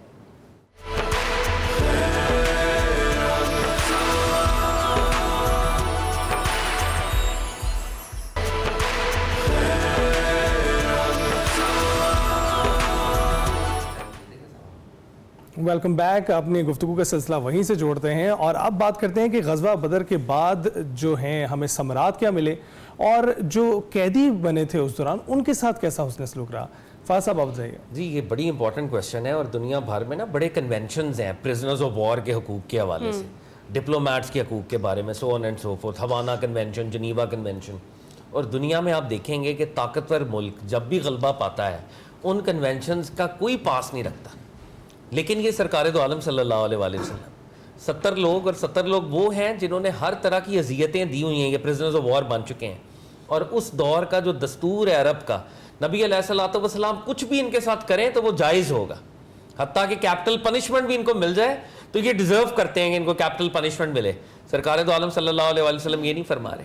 سب سے پہلے کیا کہہ رہے ہیں, جو پڑھنا لکھنا جانتا ہے 10 افراد کو پڑھنا لکھنا سکھا دے. اور اس سے کیا ہمارے سامنے آ رہی ہے بات کہ جو لٹریسی ریٹ کی ہم بات کرتے ہیں, سرکار دو عالم اس زمانے میں کتنی اس بات کو امپورٹنس دے رہے ہیں کہ ہماری یہ جو کمیونٹی ہے, یہ جو کامن ویلتھ ہے, یہ جو ابھی ہم نے بنائی ہے, یہاں کا لٹریسی ریٹ بڑھے. دین کا علم تو سرکار دو عالم نے دینا ہے نا, وہ کیا سکھا سکتے ہیں, وہ تو لٹریسی سکھا سکتے ہیں آپ کو, لکھنا پڑھنا, میتھ سکھا دیں گے, کوئی جنرل حساب کتاب کاؤنٹنگ سکھا دیں گے, یہی چیزیں سکھا سکتے تھے. آقا نے ایمفسائز کیا. پھر جو فدیے کا معاملہ تھا وہ بھی بڑے جسٹ بیسس کے اوپر ہوا کہ جو فدیہ دے سکتا ہے وہ ایک فیئر ٹرمز اور کنڈیشنز کے تحت فدیہ دے, اپنی آزادی لے لے. اور جو فدیہ نہیں دے سکتا تھا بہت سے کیسز میں سرکار دو عالم نے ویسے بھی آزاد کیا, رحمت للعالمین کے اس چادر کے تلے لے کے. تو یہ ایک ایسا ٹرننگ پوائنٹ ہے. اور دیکھیں اس کا فائدہ کیا ہوا. مسلمانوں کو ہوتا ہے نا, آپ ایک نئی اسٹیٹ بناتے ہیں تو ارد گرد کی پاورز کو ریکگنائز کرنا ہوتا ہے, تو آپ مسلمان ریکگنائز ہونا شروع ہوئے. وہ جو عربین پیننسولا تھے پہلے ان کو وہ سمجھتے تھے کہ ایسے کوئی سپلنٹر گروپ ہے, یہ ہم سے آزاد ہوا ہوا کوئی قبیلہ ہے اور اس کو ہم واپس لے لیں گے, واپس ضم کر دیں گے, واٹ ایور. لیکن اب مسلمانوں کی آئیڈینٹی بنی ہے, شناخت بنی ہے کہ نہیں, ایک سٹیٹ ہے, سٹیٹ آف مدینہ ہے جس کے سرکار دو عالم فگر ہیڈ ہیں, کانسٹیٹیوشنل ہیڈ ہیں. ایک بات اور میں جاتے جاتے ضرور کرنا چاہوں گا, بعض اورینٹلسٹ مسلمانوں پر یہ الزام لگاتے ہیں کہ نعوذ باللہ وہ کاروان جا رہا تھا تو یہ اٹیک کیوں کرنا چاہتے تھے, یہ سوال اٹھاتے ہیں. دنیا بھر میں ہر ملک کی اپنی ایک ڈیفائنڈ ٹیریٹری ہوتی ہے, ایک اس کی ایئر سپیس ہوتی ہے, لینڈ سپیس ہوتی ہے. یہ نہیں ہو سکتا کہ آپ اس کی لینڈ سپیس کو, ایئر سپیس کو بریچ بھی کریں اور اس کے خلاف سازشیں بھی کریں, اس کے خلاف آپ انسریکشن بھی کریں, انسرجنسی بھی کریں. تو سرکار دو عالم صلی اللہ علیہ وآلہ وسلم نے اگر اوفینس کا فیصلہ کیا بھی تھا, جو کہ اصل میں نہیں ہوا کیونکہ ڈیفینسو وار ہوگی, وہ پہلے آ گئے, اگر وہ اوفینس بھی ہو جاتا تو وہ بھی عین شریعت اور آج کل کے دور کی جو انٹرنیشنل ریلیشنز کا فریم ورک ہے بالکل لیجٹ اور لیجٹمیٹ ہوتا. اور اس میں کوئی اورینٹلسٹ کا آرگومنٹ نہیں بنتا, یہ آرگومنٹ بھی ان کا بڑا ابسرڈ ہے. ناصر صاحب, رسول اللہ صلی اللہ علیہ وسلم کی قیادت کے جو پہلو سامنے آئے ہیں, میں بعض اوقات اس سے بچتا ہوں, بیان مجھ سے نہیں ہوتا, بہت مشکل ہو جاتا ہے. ابو العاص کے فدیہ میں وہ ہار آ گیا جو سیدہ خدیجۃ الکبریٰ کا تھا, حضرت سیدہ زینب کو ان کی شادی کے وقت تحفے میں دیا تھا. میرے آقا کے سامنے جو ہی آیا حضور کی آنکھیں رم جھم برسنے لگیں, خدیجہ یاد آ گئی. آقا علیہ السلام کو سیدہ خدیجۃ الکبریٰ یاد آ گئی. حضور علیہ السلام روئے بھی, فرمایا اگر اس کا فدیہ میں بدل دوں, معاف نہیں کیا, صحابہ سے پوچھا میں اجازت چاہتا ہوں تم سے, اگر تم لوگ مجھ سے ایگری کر لو تو میں یہ ہار واپس بیچ کے اپنی بیٹی کو واپس بلوا لوں. ابو العاص کا فدیہ بدل دیا. صحابہ رو پڑے, یا رسول اللہ آپ کو اجازت کی کیا ضرورت. پھر ایک وقت آیا, حضور سرور دو عالم صلی اللہ علیہ وآلہ وسلم اپنے صحابہ سے فرما رہے تھے ان کے بوڑھوں کو قتل نہ کرنا, ان کے بچوں کو قتل نہ کرنا, ان کی عورتوں کو قتل نہ کرنا. مجھے بہت دکھ ہوتا ہے, یہ ایس او پیز رسول اللہ نے دیے تھے اور آپ کے بیٹے کی دفعہ کسی ایس او پی کا لحاظ نہیں رکھا گیا. حضور سرور دو عالم صلی اللہ علیہ وآلہ وسلم فرما رہے تھے ان کا مثلا نہیں کرنا, ان کے جسموں کو کاٹنا نہیں ہے. اور حضور کے اپنے ہی بیٹے کے جسم اقدس پر کربلا میں گھوڑے دوڑا دیے, ان کے کپڑے اتار دیے, ان کے بچوں کو ذبح کر دی. میں بعض اوقات سوچتا ہی رہتا ہوں, میں بہت پریشان ہوتا ہوں. رسول رحمت صلی اللہ علیہ وآلہ وسلم ایک جانور ذبح کرنے کا بھی طریقہ دے دیا. فرمایا اس کے سامنے پہلے پانی رکھنا, اس کو کھانا پیش کرنا, چارہ اس کے سامنے رکھنا, جانور کو بھی ذبح نہ کرنا. اس طرح رسول اللہ کو غالباً تو نہیں, یقیناً آقا کو علم تھا کہ میرے بیٹوں کے ساتھ کیا ہوگا. وہ نبی جس گھر سے ہمیں جانور تک ذبح کرنے کا طریقہ ملا ہو, سلیقہ ملا ہو, انہی کے ساتھ ہم نے یہ بدتمیزی کر دی. مجھے بہت شرمندگی ہوتی ہے کہ ان کے سر انور کو کاٹ کے یوں نیزوں پر لٹکا کے کربلا سے دمشق تک سارے راستوں میں پھیرا گیا, اور چھوٹی چھوٹی بچیاں سیدہ سکینہ جیسی اس سر انور کو دیکھتی تھی اور روتی تھی. آقا دو جہاں صلی اللہ علیہ وآلہ وسلم کی شریعت سے ان لوگوں کا کوئی تعلق نہیں ہے. میرے آقا نے جنگ میں بھی ہر چیز کو جائز قرار نہیں دیا. میرے آقا ہر جنگ میں جاتے ہوئے کہتے تھے ان کے سرسبز درختوں کو نہ کاٹنا, ان کی فصلوں کو نہ کاٹنا, ان کی معبد گاہوں کو تباہ نہ کرنا, ان کے بغیر ہتھیار والے لوگوں پر حملہ نہ کرنا. آقا واحد ایسے لیڈر ہیں جس نے جنگ میں بھی جو اصول عطا کیے, دنیا امن کی حالت میں بھی ان اصولوں کو کاربند نہیں رہ سکتی جتنا میرے آقا نے جنگ کے درمیان, اور 1000 سے کم لوگ پورے عرصہ میں قتل کیے کفار کے, اور مسلمانوں کی جو شاعتیں اور دنیا میں ایک انقلاب بپا کر دی. بالکل پروفیسر صاحب, یہی وہ اسباق ہے جو شاید ہم فراموش کر چکے ہیں اور جن کو دوبارہ یاد کروانے کی یا یاد دہانی کی ضرورت ہے. اور آج اس زمانے میں جہاں ہمیں ظلم و ستم ہر جگہ ہوتا دکھائی دیتا ہے, یہ سبق شاید یاد کرنے کی بہت ضرورت ہے. ہم بریک پر جائیں گے, لیکن بریک سے پہلے فرید صاحب سے گزارش کریں گے کہ گلہ عقیدت پیش کریں. سائے میں تمہارے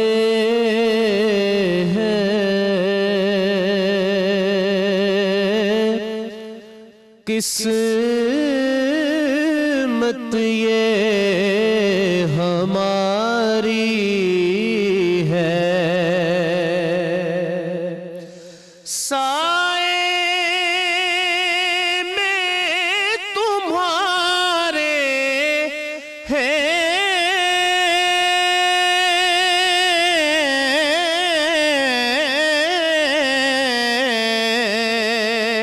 قسمت یہ ہماری ہے,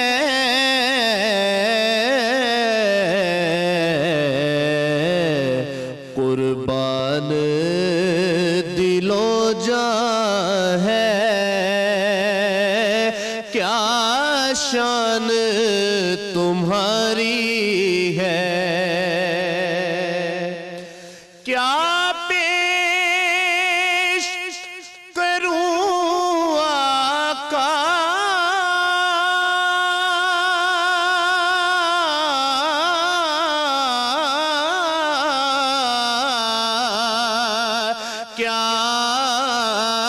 چیز ہماری ہے,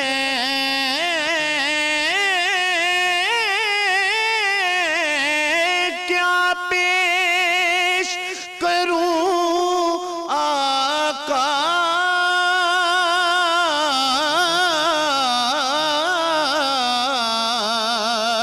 کیا چیز ہماری ہے, یہ دل بھی تمہارا ہے, یہ جاں بھی تمہاری ہے, یہ دل بھی تمہارا ہے, یہ جاں بھی تمہارا.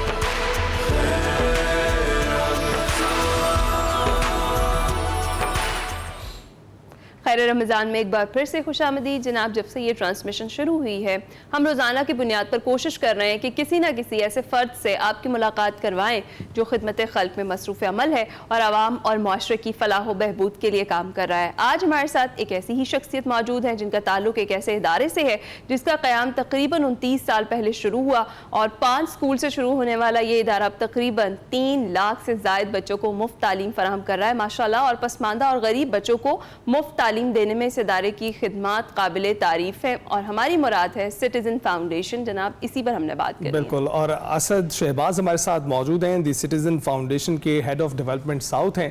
اسد بہت شکریہ ہمیں جوائن کرنے کے لیے, کیسے ہیں آپ؟ الحمدللہ جی الحمدللہ.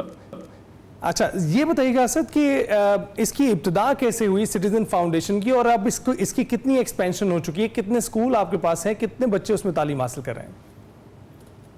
دیکھیں اس وقت جب میں آپ سے بات کر رہا ہوں ہمارا ادارہ 2000 سکولز کا نمبر کراس کر چکا ہے. جس طرح آپ نے اپنے انٹرو میں کہا کہ 3 لاکھ سے زیادہ بچے اس کے اندر پڑھ رہے ہیں. ایک بات کی تھوڑی سی وضاحت کر دوں, جس طرح آپ نے اپنے انٹرو میں کہا کہ مفت تعلیم دی جاتی ہے, تو آئی تھنک مفت کا لفظ ٹھیک نہیں ہوگا. مفت تعلیم نہیں دیتے, ہم 10-20 کچھ نہ کچھ چارج ضرور کرتے ہیں تاکہ بچوں کی عزت نفس مجروح نہ ہو.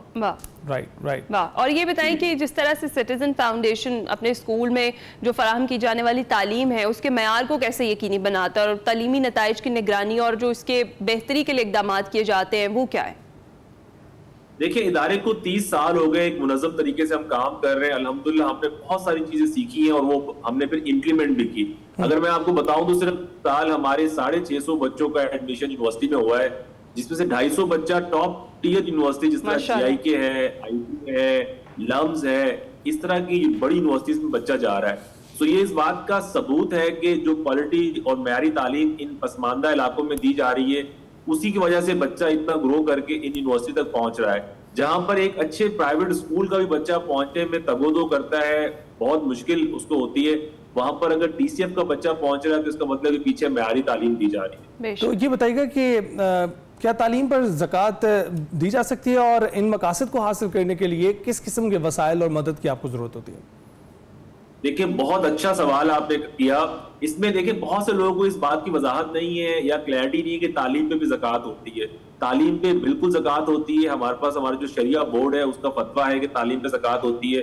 اور دیکھیں ایک بچے کی اگر آپ زندگی بدلنا چاہتے ہیں, چاہے وہ زکوٰۃ سے بدلے چاہے وہ صدقے سے بدلے, صرف 3600, صرف یہ 3600 کا نمبر یاد رکھیے گا. اس میں ایک مہینے کی آپ کوالٹی ایجوکیشن کسی بھی بچے کو دے سکتے ہیں. دیکھیں میں آپ کو یقین دلاتا ہوں کہ یہ وہ بچے ہیں جب انشاءاللہ تعالیٰ ان کا ٹائم آئے گا, یہ پڑھ لکھ جائیں گے, یہ اس معاشرے میں مثبت کنٹریبیوشن دیں گے, یہ اس معاشرے کا حصہ بنیں گے, یہ اس GDP کا حصہ بنیں گے, یہ اس ملک کو آگے لے کے جائیں گے.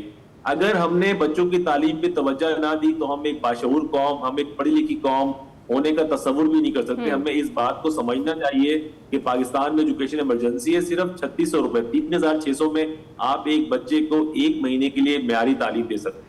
زبردست. یہی میں آپ سے پوچھنا چاہ رہی تھی کہ انڈیویجولی ہم میں سے ہر کوئی چاہتا ہے کہ وہ پارٹیسپیٹ کرے اس کار خیر میں, تو ایک جو بچہ ہے اس کی تعلیم کے لیے کتنی فنڈنگ ریکوائر ہوتی ہے اگر ایک انڈیویجول اس کی ہیلپ کرنا چاہے تو؟ میں آپ سے یہی عرض کر رہا ہوں کہ سالانہ اگر میں آپ سے کہوں تو 43,200 روپے کے اندر آپ ایک بچے کو اڈاپٹ کر سکتے ہیں پورے سال کے لیے اس کی تعلیم کو. یہ سلسلہ تقریباً 11 سال کا ہوتا ہے, KG سے لے کے میٹرک تک کا ہوتا ہے. لیکن اس 11 سال کے بعد جب بچہ کالج اور یونیورسٹی طے کرتا ہے تو وہ ایک مثبت تبدیلی لے کے آتا ہے اس معاشرے میں. دیکھیں اگر ہم نے غربت سے لوگوں کو نکالنا ہے, پاکستان کی تقدیر بدلنی ہے, تو یہ سب سے زبردست سوشل انویسٹمنٹ ہے آپ کی. آج اگر آپ اپنے زکوٰۃ میں سے یا چیریٹی میں سے 3600 میں ایک بچہ اڈاپٹ کرتے ہیں, 2.5 کروڑ بچہ ہی نا باہر ہے, ابھی بھی آؤٹ آف اسکول ہے. اگر ہم نے ٹائملی ایفرٹ نہیں کیے تو یہ بچہ کبھی اسکول نہیں جا پائے گا. ہماری کوئی 24 کروڑ کی عوام ہے, اس میں سوچے کوئی تو ایسا ہوگا جو ان 2.5 کروڑ بچوں کا ہاتھ پکڑ سکتا ہے, جو ان کے لیے ماہانہ طے کر کے ان کو اسکول بھجوا سکتا ہے. آج اگر ہم نے ٹائملی ایفرٹس کر لیے, یقین مانیے کل ہمارے فیوچر بالکل بدل جائے گا. تو اسد یہ بتائیے گا کہ کچھ چیلنجز کا بھی آپ کو سامنا ہوتا ہے کہ اخراجات کس طرح سے پورے کیے جا سکیں, اور کبھی ایسا ہوتا ہے کہ اخراجات پورے نہ ہو پا رہے ہوں؟ دیکھیں سب سے بڑا چیلنج یہ نا, میں نے کہا کہ سفر لمبا ہے. بچہ جب KG میں آتا ہے تو ریمین میٹرک تک وہ ہمارے ساتھ رہتا ہے, نہ کہ صرف میٹرک تک بلکہ اس کے آگے کالج کی یونیورسٹی کی ذمہ داری بھی اسی ادارے پہ ہوتی ہے, کیونکہ یہ بچے افورڈ نہیں کر سکتے. تو یہ کچھ 14-15 سال کا سلسلہ ہے. اب 14-15 سال کے لیے میں سمجھتا ہوں کہ اتنی لمبی جرنی کے لیے جتنے بھی فنڈز آئے وہ کم ہیں. تو آف کورس جس طرح پاکستان کے حالات میں بہت سارے چیلنجز آتے ہیں, اور پھر 3 لاکھ بچوں کو پڑھانا, 2000 اسکولوں کا نیٹ ورک مینیج کرنا, اور ہر سال 100 اسکول نئے بنا کے وہ اس کے اندر ایڈ کرنا, تو یہ بہت بڑا چیلنج ہے. تو میں آپ کے توسط سے جتنے پاکستانی اس وقت ہمیں دیکھ رہے ہیں, نہ کہ صرف پاکستان میں, جو پاکستان سے باہر بھی ہمیں دیکھ رہے ہیں, میں ان سب سے ریکویسٹ کروں گا کہ ہم نے اس ادارے کو مضبوط کرنا ہے اپنے ڈونیشنز کے تھرو. جتنے زیادہ ہم ڈونیشن دیں گے ہم اتنا زیادہ بچوں کو پڑھا سکتے ہیں, اور جتنا زبردست یہ کام ہے قوم کو فائدہ ہوگا. بے شک, اور جتنا زبردست یہ کام ہے اس کے لیے تو بالکل پارٹیسپیٹ ہم سب کو کرنا چاہیے. مسلسل ہماری اسکرینز پر جو سٹیزن فاؤنڈیشن ہے ان کے اکاؤنٹس کی ڈیٹیلز چل رہی ہیں, اکاؤنٹ نمبرز چل رہے ہیں, آپ خود اس کار خیر میں حصہ ڈال سکتے ہیں. خاص طور پر اس خوبصورت مہینے میں آپ اپنا جو حصہ ہے وہ ڈال سکتے ہیں, کسی بچے کی تعلیم کو سپورٹ کر سکتے ہیں. ہمیں تو بالکل پتہ ہے اسد جس طریقے سے سٹیزن فاؤنڈیشن پاکستان کے کس جگہ پر کام کر, ہم چاہیں گے ذرا آپ بھی ہماری آڈینس کے لیے روشنی ڈالیں کہ کہاں پر کن پسماندہ علاقوں میں بھی سٹیزن فاؤنڈیشن جو ہے وہ کام کر رہے ہیں. دیکھیں پورے پاکستان میں آزاد کشمیر سے لے کے KPK بلوچستان ہر علاقے میں TCF کے اسکول پایا جاتا ہے, اور ایسے پسماندہ علاقوں میں پائے جاتے ہیں جہاں پر شاید آپ نے نام بھی نہ سنے. عمر کوٹ, بدین, مٹھی, نگر پارکر جیسے ایریا میں جہاں پر پورا ڈیزرٹ کا ایریا ہے, وہاں پر ریگستان ہے, وہاں پر ہم ان بچوں کو تقریباً 28 اسکول ہمارے وہاں پر ہیں, 28 اسکول جہاں پر ان کو معیاری تعلیم دے رہے ہیں. پھر آپ کشمیر چلے جائیں, وہاں پر ہمارے اسکول آپ کو ملیں گے. آپ بلوچستان جیسے علاقے میں چلے جائیں, وہاں پر کوئی لگ بھگ 100 اسکول ہیں ہمارے. ایک انٹرسٹنگ فیکٹ بتاؤں آپ کو کہ 2 سال پہلے بولان یونیورسٹی میڈیکل کے اندر मेरिट बेसिस पे 4 बच्चों का बोलान डिस्ट्रिक्ट में से एडमिशन होता है मेडिकल में, और वो चारों बच्चे द सिटीजन फाउंडेशन के पढ़े हुए होते हैं। माशाल्लाह। ये एक नामवर सहाफी ने मुझे आगे बताया, मैं एक इवेंट में गया हुआ था, वो मेरे पास आया, उसने कहा जी हमारे डिस्ट्रिक्ट बोलान में से 4 बच्चों का मेडिकल में एडमिशन हुआ और लकीली वो चारों बच्चे द सिटीजन फाउंडेशन के पढ़े हुए हैं। तो ये एक बहुत बड़े एजाज की बात है। बिल्कुल, ये बहुत बड़ी कामयाबी भी है कि ऐसे पसमानदा इलाकों में आप मौजूद हैं। बिल्कुल, TCM का नाम तो है, हमें हर तरफ से सुनाई देता है और ये आपकी काविशें ही हैं। लेकिन असद ये बताइएगा कि हम देखते हैं कि नौजवान कौम है हम, जहाँ पर बच्चों और नौजवानों की तादाद बूढ़ों से ज़्यादा है, लेकिन बहुत सारे बच्चे अभी भी ऐसे हैं जो स्कूलों से यानी जिनके वालिदैन स्कूल भिजवाते ही नहीं है, वो स्कूलों से बाहर हैं, तो उनके लिए क्या किया जाता है? देखिए, मैं आपको थोड़ी वजाहत कर दूं, ये चैलेंज 2 किस्म का है। पाकिस्तान में 10 बच्चे जो स्कूल गोइंग एज के होते हैं, उसमें से 4 बच्चा स्कूल जा ही नहीं पाता। उसकी वजह क्या है कि वो जिन इलाकों में पैदा हुए वहां पर स्कूल का एक्सेस ही नहीं है, उन इलाकों में स्कूल ही नहीं है। 3 बच्चा ऐसे स्कूलों में जाता है जहां पर मयारी तालीम उस हिसाब से नहीं है जहां पर होनी चाहिए, और सिर्फ 3 बच्चा प्रॉपर स्कूल में जा रहा है। इसका मतलब ये हुआ कि तकरीबन 7 बच्चा आपका ऐसा है जो जाया हो रहा है, 4 तो स्कूल जा ही नहीं पा रहा है। तो कसूर उनका नहीं है क्योंकि वहां पर एक्सेस ही नहीं है स्कूल का। चैलेंज सबसे बड़ा ये कि वहां पर स्कूल नहीं है। इसीलिए मैंने पहले भी कहा कि इदारे के पास जितने वसाइल होंगे, इदारा उतने ज्यादा स्कूल बनाएगा, उतने ज्यादा बच्चे स्कूल में इनरोल हो सकेंगे। आज 2.5 करोड़ स्कूल से बच्चा बाहर है, आज से 3 साल या 4 साल पहले देखो ये 2.25 करोड़ बच्चा था। आज तादाद 2.5 करोड़ क्रॉस कर गई है, आने वाले सालों में और बढ़ जाएगी। तो हमें अभी से इस पे एक्शन लेना होगा ताकि हम ज्यादा से ज्यादा स्कूल बना सके। ये हम सबका मुश्तरका देखें, एक इंडिविजुअल कैपेसिटी में रहते हुए हमें अपना रोल प्ले करना होगा। ये हम सबकी जिम्मेदारी बनती है एज अ कौम। बिल्कुल ऐसा ही है, और हमने कहीं ना कहीं अपनी थोड़ी सी जो जिम्मेदारी है इस कार्य खैर में हमने वो पूरी की है, छोटी सी कोशिश की है। हम मुसलसल अकाउंट डिटेल्स चला रहे हैं, आपसे हमने बात कराई है। आप हमारे प्लेटफॉर्म से कोई अपील करना चाहें असद? मेरी सिर्फ एक ही अपील है कि देखें 2.5 करोड़ बच्चा आउट ऑफ स्कूल है, ये हमारे बच्चे हैं, ये हमारी कौम के बच्चे हैं, ये हमारा एसेट है। आप लोग आगे बढ़ें, स्पेशली जो लोग पाकिस्तान और पाकिस्तान से बाहर देख रहे हैं वो आगे बढ़ें, अपना कंट्रीब्यूशन दें। सिर्फ 3,600 में महाना आप एक बच्चे का वसीला बन सकते हैं। 43,200 के अंदर सालाना आप एक बच्चे का वसीला बन सकते हैं। आज आप अगर इनको तालीम देंगे, मैं आपको यकीन दिलाता हूँ कल ये बड़े होकर बच्चे कई लोगों के वसीले बनेंगे, कई लोगों को ये तालीम प्रोवाइड करेंगे, और हम इंशाल्लाह एक बाशऊर, पढ़ी लिखी और एक महज़ब कौम की तरह अपने आप को प्रूव करेंगे।